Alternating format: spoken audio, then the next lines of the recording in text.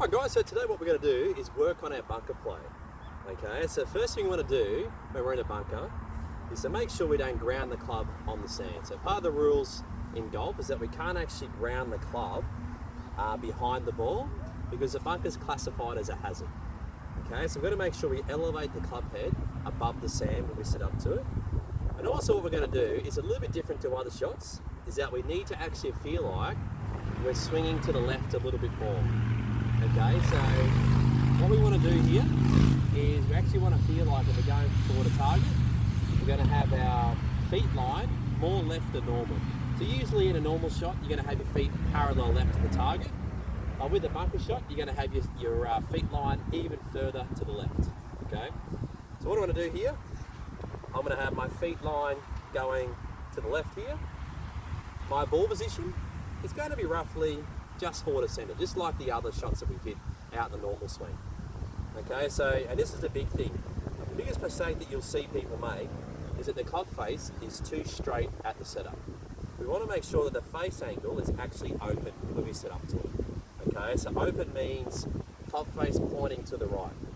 And the reason for that, guys, is that we're trying to use the bounce angle. And the bounce angle is basically the angle from the front of the club to the back of the club. So if you lifted your sand wedge up, you would notice that your sand wedge down the bottom of the club is not perfectly flat.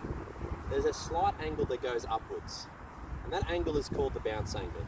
Okay, so it's very important to have a bounce angle. So if you didn't have a bounce angle, the club would most likely stick into the ground too much and not keep going through the turf. Okay, so what we have to do is that we're going to utilize the bounce, and to utilize the bounce even more is to open that face nice and to the right there. Okay, so I want to aim about an inch behind the ball. Okay, so 1 inch behind it. There. And when I do my practice, I'm going to feel like my pressure is about 60% of weight on my left foot. Okay, this is really key. Keep that pressure 60% on your left foot throughout the entire action. Okay, so we're 60% on our left foot. There. We're going for about an inch behind the ball. Now when I go to the top of my swing, I'm looking for a 90-degree angle from my left arm to the shaft.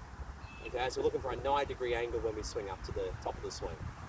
Okay, so we're going to come back to it. And the reason for that 90-degree angle is to create plenty of leverage in the wrists because we need plenty of power through the ball. Okay, so I've opened the face up to the right. I've got my feet aiming to the left. And now we're going to feel like we're swinging left on the way through. Okay, so feel like we're swinging left on the way through. Aim about an inch behind the ball and make sure you finish all the way through it as well. Okay, so we set up to it and do the same thing. So we set up, I'm through. All right, and that's how we play a bunker shot.